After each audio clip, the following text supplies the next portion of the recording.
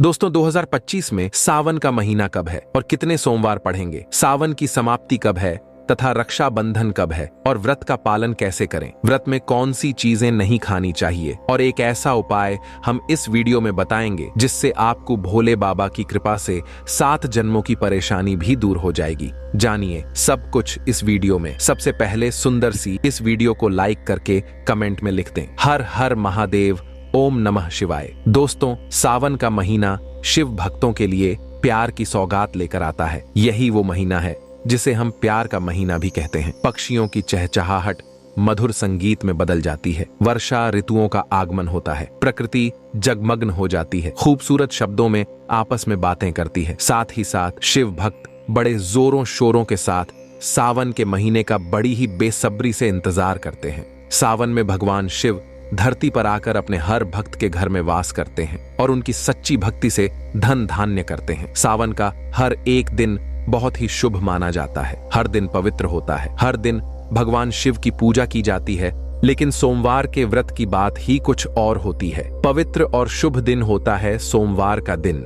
इस दिन व्रतधारी व्रत रखकर संपूर्ण फलों की प्राप्ति करते हैं और अगले दिन सावन के पवित्र महीने में फिर से सोमवार के व्रत के आने की कामना करते हैं ताकि सावन में हम व्रत का फिर से संपूर्ण पालन और फल प्राप्त कर सकें। दोस्तों आपको बता दें, इस बार सावन का महीना 2025 में 11 जुलाई और शुक्रवार के दिन पड़ेगा। सावन की समाप्ति होगी 9 अगस्त के दिन और सावन के आखिरी दिन शनिवार है। 9 अगस्त के दिन शनिवार को सावन समाप्त हो जाएंगे।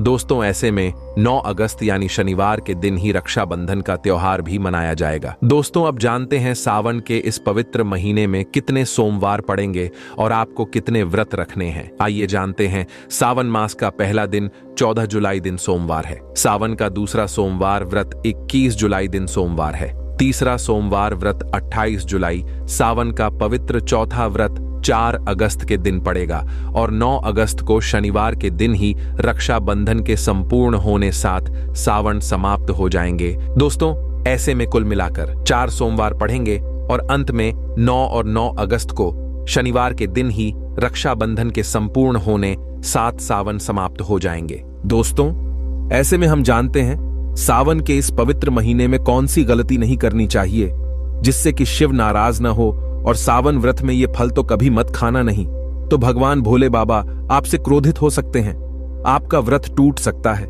आइए जानते हैं कुछ ऐसी सावधानियां जिसे भूलकर भी नहीं करना चाहिए। दोस्तों नंबर 1, शास्त्रों में कहा गया है कि व्रतधारी को उधार मांगकर फल आदि नहीं खाने चाहिए, इससे पाप लगता है और व्रत अधूरा रह जाता है। सोमवार का व्रत हो या कोई भी व्रत क्यों ना हो, पड़ोसियों से मांगकर भी व्रत आदि में फल वगैरह नहीं खाने चाहिए। व्रत में उधार मांगकर खाने से व्यक्ति का व्रत झूठा हो जाता है। ईश्वर की शरण में आने पर व्यक्ति को झूठ नहीं बोलना चाहिए, कर्ज नहीं लेना चाहिए, चुगली आदि नहीं करनी चाहिए, उधार मांगकर भी नहीं खाना चाहिए। अगर आपको कोई अपनी मर्जी से खाने के लिए व्रत में कुछ देता है तो उसे आप खा सकते हैं, लेकिन व्रत में कम से कम उधार मांगकर फल आदि नहीं खाना चाहिए। इससे पाप लगता है और व्यक्ति की पवित्रता भंग हो जाती है। दोस्तों नंबर 2, सोमवार का व्रत हो या सावन का व्रत आपको नाशपाती नहीं खाना चाहिए। दरअसल इस फल का नाम नाश यानी नाश करने वाला होता है, इसलिए इस फल को व्रत में नहीं खाना चाहिए। व्रत आदि को छोड़कर किसी और दिन आप कभी भी खा सकते हैं, लेकिन अगर जिस दिन आपका व्रत हो उस दिन नाशपाती का सेवन नहीं करना चाहिए। भगवान को भी नाशपाती नहीं चढ़ाना चाहिए। दोस्तों नंबर 3, कुत्तू या सिंगाड़े का आटा खाने से भी आपका व्रत टूट सकता है। आपको बता दें लंबे समय से रखा हुआ आटा आपका व्रत भंग कर सकता है। दरअसल पुराने आटे में घून आदि कीड़े वगैरह पड़ जाते हैं जो ठीक तरह से दिखाई भी नहीं देते। ऐसा आटा खाने पर दरअसल आप मांस का सेवन करते हैं और व्रत में कीड़े खाना घोर पाप के बराबर माना गया है और आपका व्रत भी भंग हो जाता है। व्रत में ताजा आटा खाना चाहिए। लंबे समय से रखे हुए आटे में कीड़े पड़ जाते हैं, ऐसा कभी न करें। व्रत हमेशा शुद्धता में ही रखना चाहिए। सावन का महीना बड़ा ही पवित्र महीना माना गया है, इसीलिए ये 5 चीजें भगवान शंकर के पास कभी न रखे। तो चलिए जानते हैं। दोस्तों नंबर 1, जहां रखा हो शिवलिंग या महादेव की कोई भी प्रतिमा तो वहां पर भूल कर भी चप्पल जूते लेकर नहीं जाना चाहिए। जरा सोचिए, जब आपके कमरे में कोई चप्पल लेकर प्रवेश करता है तो आपको कितना क्रोध आता है। इसी कारण महादेव भी आपसे नाराज हो जाते हैं और आपको मिलने वाला फल नष्ट हो जाता है। ऐसे में मंदिर में नंगे पांव ही प्रवेश करना चाहिए, क्योंकि चमड़े की चप्पल हमेशा अशुद्ध रहती है। इससे देव शक्ति नाराज होती है। दोस्तों, नंबर 2, अक्सर महिलाओं को मासिक धर्म आ जाता है और वो बिना किसी को बताए पूजा पाठ कर लेती है, जो कि शास्त्रों में वर्जित माना गया है। इस समय महिलाओं को जानकर भी अनजान नहीं बनना चाहिए। अगर आपको मासिक पीड़ा है तो घर के बने मंदिर में या बाहर बने मंदिर में कभी प्रवेश नहीं करना चाहिए। इससे देव शक्तियां नाराज होकर आपसे क्रोधित हो सकती है। ऐसे समय में शिवलिंग को छूना घोर पाप के बराबर माना गया है। जरा सोचिए, ऐसी अवस्था में जब महिला को बुरा लगता है तो ईश्वर को कितना बुरा लगेगा। इसीलिए महिलाओं को ऐसी अवस्था में मंदिर यात्रा, घर में पूजा पाठ, भगवान की प्रतिमा को छूना या तुलसी में पानी भी नहीं डालना चाहिए। तुलसी का पौधा भी सूख जाता है। जब देव शक्तियां नाराज होती हैं तो लाजमी है कि घर में कंगाली और गरीबी, लड़ाई झगड़े होने लगते हैं। ऐसा कभी मत करना। दोस्तों, नंबर 3, शास्त्रों में बताया गया है कि जहां होता है शिवलिंग तो वहां पर सभी शक्तियां सक्रिय रहती हैं। अगर घर में होता है शिवलिंग तो वह व्यक्ति महादेव की कृपा सदैव पा लेता है। वास्तु शास्त्र के अनुसार शिवलिंग से हर वक्त ऊर्जा का संचार होता रहता है। इसीलिए शिवलिंग पर जलधारा हमेशा होनी चाहिए, जो ऊर्जा को शांत रखता है। कुछ लोग अपने घर में शिवलिंग तो रख लेते हैं, लेकिन वो 1 हफ्ते के बाद जल चढ़ाते हैं, जो कि बिल्कुल भी अच्छा नहीं माना जाता। अगर आप जल नहीं चढ़ा सकते तो आप अपने घर में शिवलिंग स्थापित कभी न करें, जो कि गरुड़ पुराण में बताया गया है। इससे उल्टा घर में विनाश होता है। दोस्तों, नंबर 4, शास्त्रों में बताया गया है कि तुलसी और महादेव का बैर माना गया है। इसी कारण तुलसी में शिवलिंग और गणेश की प्रतिमा को नहीं रखा जाता। कई लोग जाने अनजाने में शिवलिंग को तुलसी में रख देते हैं और घर में परेशानियां आना शुरू हो जाती हैं। इससे महाशक्तियां क्रोधित हो जाती है। शिवलिंग पर तुलसी भी नहीं चढ़ाना चाहिए। तुलसी में और शिवलिंग में कुछ दूरी होनी चाहिए। दोस्तों, नंबर 5, घर का मंदिर या बाहर का मंदिर। किसी भी मंदिर में ऐसे व्यक्ति को प्रवेश नहीं करना चाहिए जिसने स्त्री प्रसंग अर्थात संभोग किया हो या उसने मांस खाया हो। अगर आप शारीरिक रूप से गंदे हैं तो मंदिर के आस पास भी नहीं जाना चाहिए। घर के बने मंदिर में कोई कपड़ा आदि डाल देना चाहिए। जरा आप ही सोचिए, क्या आप मांस खाकर या स्त्री के साथ शारीरिक संबंध बनाकर भगवान के पास जाएंगे और क्या वो आपसे प्रसन्न होंगे? बिल्कुल भी नहीं। वो आपसे क्रोधित हो सकते हैं और आपसे नाराज हो जाएंगे। शास्त्रों में इसे घोर पाप माना गया है। इससे व्यक्ति नरक में जाता है। ऐसा दुष्ट स्वभाव मनुष्य की बर्बादी का कारण माना गया है। ऐसा न करें। ईश्वर के सामने हमेशा नहा धोकर मन पवित्र लेकर ही जाना चाहिए। इससे सभी शक्तियां आपसे प्रसन्न रहती हैं। दोस्तों, सावन के महीने में महादेव को ऐसे बेल पत्र कभी मत चढ़ाना, बहुत ही अशुभ माना जाता है। दोस्तों, पौराणिक मान्यताओं के अनुसार बेलपत्र चढ़ाने से शिव जी का मस्तक शीतल रहता है। बेलपत्र से भगवान शिव की पूजा करने से दरिद्रता दूर होती है और व्यक्ति सौभाग्यशाली बनता है। इससे हनुमान जी भी प्रसन्न होते हैं, क्योंकि वे शिव के ही अवतार हैं और इस बात को शायद ही कोई जानता हो। दोस्तों, पहले आप ये जानें कि बेलपत्र का उपयोग और इसके लाभ कैसे मिलते हैं। दोस्तों, नंबर 1, तीनों लोकों में जितने तीर्थ स्थल प्रसिद्ध हैं वे सभी तीर्थ स्थल बेलपत्र के मूल भाग में स्थित माने जाते हैं। इस बात को शायद ही कोई जानता हो।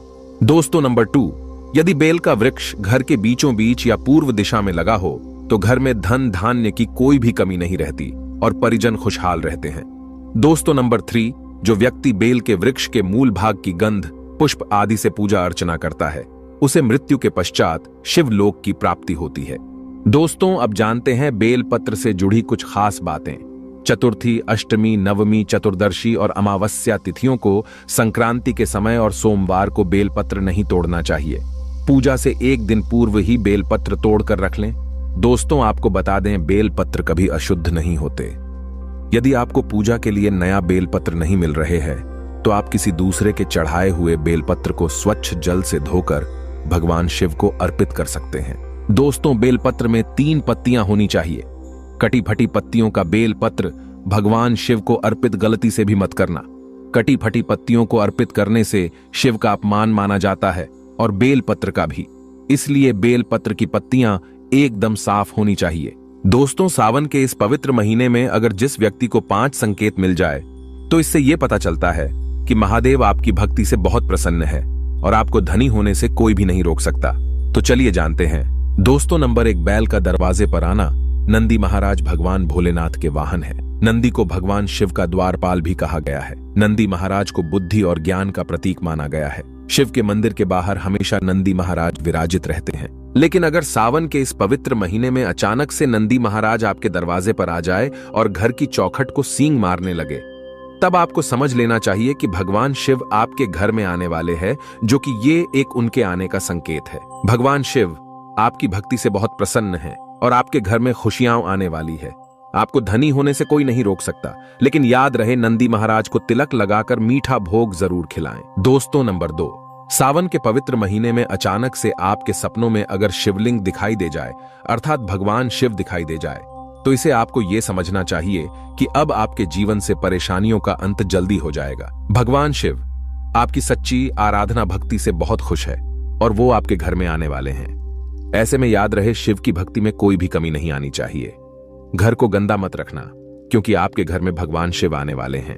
दोस्तों, नंबर 3, शास्त्रों के अनुसार माना गया है कि नीलकंठ भगवान शिव का प्रतीक है।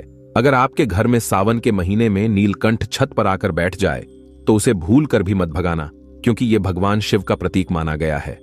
ऐसे में आपको खुश होना चाहिए, क्योंकि भगवान शिव आपकी भक्ति से बहुत खुश है। शास्त्रों में बताया गया है कि नीलकंठ अगर मनुष्य के घर पर आकर बैठ जाए तो साक्षात घर में महाशिव के आने के संकेत माने गए हैं। अब आपके बुरे दिन जाने वाले हैं। कहते हैं श्री राम ने इस पक्षी के दर्शन करने के बाद ही रावण पर विजय प्राप्त की थी। दोस्तों, नंबर 4, सावन के पवित्र महीने में अचानक से घर में काला सांप निकल आए तो बहुत ही शुभ माना गया है। इसे बिल्कुल भी न मारे, यह भगवान शिव के आने का संकेत है। जिनकी भक्ति से महादेव प्रसन्न होते हैं, तब महादेव किसी खास अवसर पर ही अपने दर्शन देते हैं। सावन का महीना बहुत ही पवित्र महीना माना गया है। यही वो महीना है जिसमें भगवान शिव धरती पर आते हैं और उसी घर में अपना वास बना लेते हैं जो सच्चा भक्त होता हो।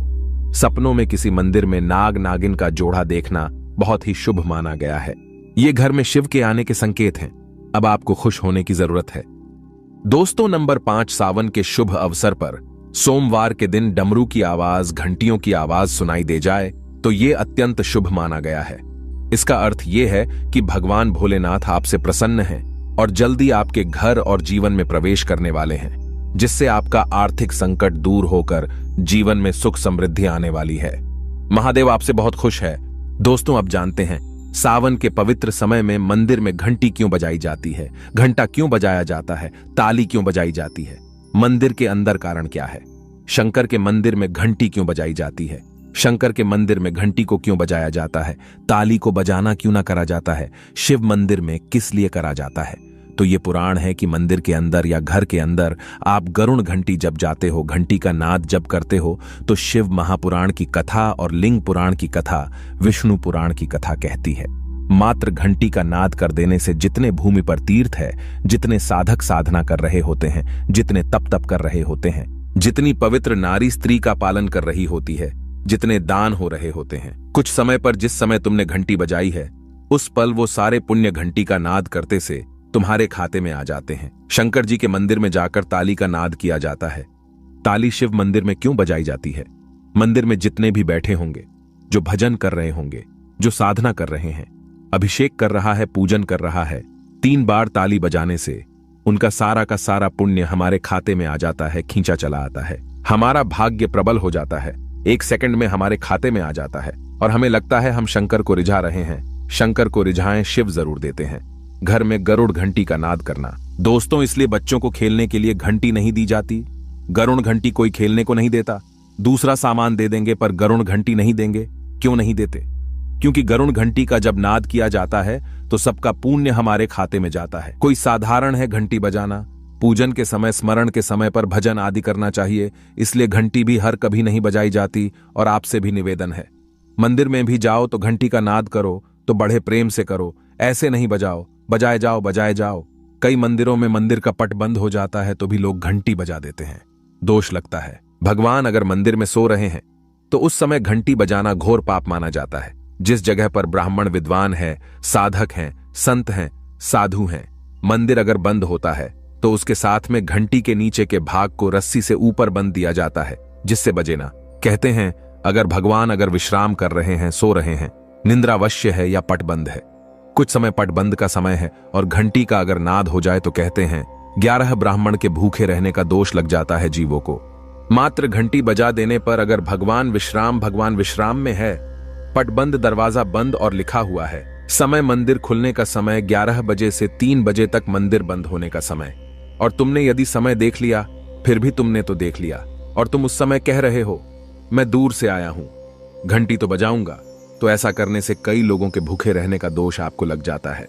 घंटी बजाने का सबसे शुभ समय माना जाता है सुबह 4 बजे से लेकर सुबह 11 बजे तक अत्यंत दुर्लभ और मंगलकारी माना जाता है। इस समय घंटी बजाना और रात के समय शाम 6 बजे से लेकर रात 11 बजे से पहले तक पूजा पाठ तथा घंटी बजा लेनी चाहिए, क्योंकि 12 से पहले तथा 12 के बाद मंदिर के पट बंद कर दिए जाते हैं। इस समय देवी देवता विश्राम करते हैं, निद्रा में चले जाते हैं। इस समय उन्हें जगाना मतलब घोर पाप का भागीदार बनने के बराबर है। आप अपने पुण्य नष्ट कर सकते हैं। दोस्तों, एक आखिरी ऐसा उपाय है जिसको अगर आपने सावन के पवित्र महीने में कर लिया तो दुनिया की कोई भी ताकत, कोई भी शक्ति आपको करोड़पति होने से रोक नहीं पाएगी। बस कर लेना। ये उपाय सावन बार बार नहीं आता है, उपाय जरूर करना। इस समय भगवान शिव सक्रिय अवस्था में होते हैं, जो मांगो अवश्य होती है हर कामना। दोस्तों, आज हम आपको बताएंगे मात्र कुछ ही समय में आपके जीवन से कर्ज हमेशा के लिए उतर जाएगा। अगर ना उतरे तो आप हमारे चैनल स्माइल फैमिलीज को अनसब्सक्राइब कर देना। हम आपको कागज, पेन, कॉपी आदि पर लिख कर दे सकते हैं कि मात्र कुछ ही समय में इस उपाय से आपका कर्ज तुरंत उतर जाएगा। घर से तमाम तरह की परेशानियां, गृह कलेश, पति पत्नी की परेशानी, नजर दोष, राहु दोष, मंगल दोष, पितृदोष, गरीबों का दोष, भयंकर काल सर्प दोष, शनिदेव का दोष, बरसों पुरानी, यदि किसी की बद्दुआ, काला जादू अगर जीवन में किसी ने कर रखा है तो वह मात्र इस उपाय से पल भर में ही दूर हो जाएगा। दोस्तों, ना कम ना ज्यादा पूरे 5 काम आपको करने हैं। दोस्तों, अक्सर हम शौक के लिए क्या कुछ नहीं करते, यहां तक कि अपना घर तक गिरवी रख देते हैं। नौबत यह भी आ जाती है कि कुछ लोग तो कर्ज के कारण अपना घर तक छोड़ देते हैं, और वैसे देखा जाए तो कर्ज से बढ़कर कष्टप्रद कोई स्थिति नहीं होती। कर्ज एक श्राप की तरह होता है जो अगर एक बार लग जाए तो बिना उपाय किए उतरता ही नहीं है। अगर आप भी कर्ज के बोझ से परेशान हैं तो इस उपाय का प्रयोग अवश्य करें। 2 से 8 दिन के अंदर लाभ मिलने लगता है। ये बात आपको शायद मजाक लगे, लेकिन मैं आपसे वादा करता हूं कि यह 100% सत्य है। लेकिन इसका लाभ लेने के लिए आपको 5 काम अवश्य करना है, तभी ही कर्ज से मुक्ति मिलेगी। तो चलिए शुरू करती है। सच्चे दिल से कमेंट बॉक्स में लिखें हर हर महादेव, ओम नमः शिवाय। एक लाइक जरूर करें। आज का वीडियो बहुत ही सुंदर है, इसीलिए एक लाइक आप पहले ही कर दें, क्योंकि आप लाइक करना भूल जाते हैं। आपका एक लाइक हमारे लिए बहुत ही कीमती है, बहुत ही प्यारा है। इसीलिए सावन के पवित्र महीने में भगवान शिव के लिए एक लाइक तो बनता है। दोस्तों, 5 कामों में सबसे पहला काम है, सबसे पहला उपाय है पक्षी। पक्षियों को दाना डालने से जिंदगी की बहुत सारी खुशियां मिलती हैं, जिसकी आप कल्पना भी नहीं कर सकते। पक्षी को हर शनिवार, मंगलवार दाना डालने से जल्द कर्ज से मुक्ति मिलने लगती है। शिव पुराण के अनुसार भगवान शिव कहते हैं, यदि व्यक्ति के जीवन में कर्ज हो तो उसी समय उस व्यक्ति को पक्षी को दाना डालना चाहिए तथा पानी पिलाना चाहिए। भगवान शिव कहते हैं, माटी के प्याले में जिस पक्षी को पानी पिलाया जाता है तो उस व्यक्ति की 7 पीढ़ियां कभी कर्ज नहीं भोगती। माता पार्वती भगवान शिव से कहती हैं, हे महादेव, यदि पिछले जन्म का कर्ज वह अगले जन्म में चुकाना चाहे तो उस मनुष्य को क्या करना चाहिए। दोस्तों, तब भगवान शिव माता पार्वती से कहते हैं, हे देवी, इसका सीधा सीधा प्रश्न मैं आपको देता हूं। अगर मनुष्य ऋण मुक्त होना चाहता है, कर्ज से मुक्त होना चाहता है, अगर वह अपने पापों से मुक्ति पाना चाहता है, तो उसे पक्षियों की निस्वार्थ भाव से सेवा करनी चाहिए, दाना पानी उन्हें देते रहना चाहिए। तभी ही मैं प्रसन्न रहता हूं और व्यक्ति को ऋण मुक्त करता हूं। अगले जन्म तक पीढ़ी दर पीढ़ी उसकी कभी कर्ज की भागी नहीं होती।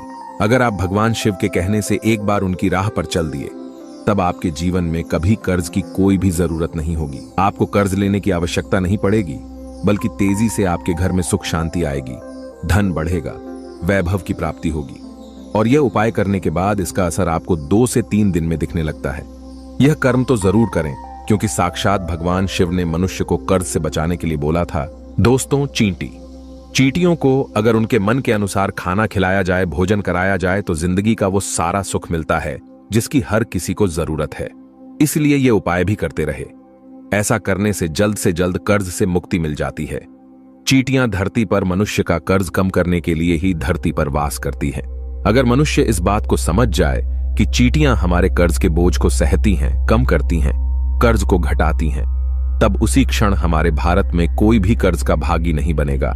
कर्ज के बोझ के कारण उसे अपना घर गिरवी नहीं रखना पड़ेगा। किसी भी शादीशुदा स्त्री को अपने गहने गिरवी नहीं डालने पड़ेंगे। भूमि आदि को परेशानियों के चलते बेचना नहीं पड़ेगा। दोस्तों, चींटियों का तो काम ही होता है मनुष्य के जीवन से ऋण को हमेशा के लिए दूर करना। कर्ज को चींटियां कैसे कम करती हैं, वो हम आपको उपाय बताने वाले हैं, तो वीडियो के अंत तक बने रहना। चींटियों को यह एक चीज अवश्य खिला देना, उसी दिन से आपका कर्ज धीरे धीरे उतरने लगेगा। क्या चीज खिलानी है हम वीडियो में बता रहे हैं, बस आप कंटिन्यू बने रहना और वीडियो को लाइक जरूर करें। इस्माइल फैमिली चैनल कभी आपके साथ धोखाधड़ी नहीं करता, हम सटीक जानकारी आपको देते हैं। दोस्तों देखिए, चींटियों को आप ऐसा क्या खिलाएं जिससे उसी क्षण हम ऋण मुक्त हो जाएं, कर्ज हमारा छूमंतर से उतर जाए। क्योंकि हमने शुरू में ही बताया था, शास्त्रों में लिखा है कि चींटियां मनुष्य का कर्ज कम करती हैं, कर्ज को घटा देती है, समाप्त कर देती हैं। बस चींटियों को खिला देना यह एक चीज।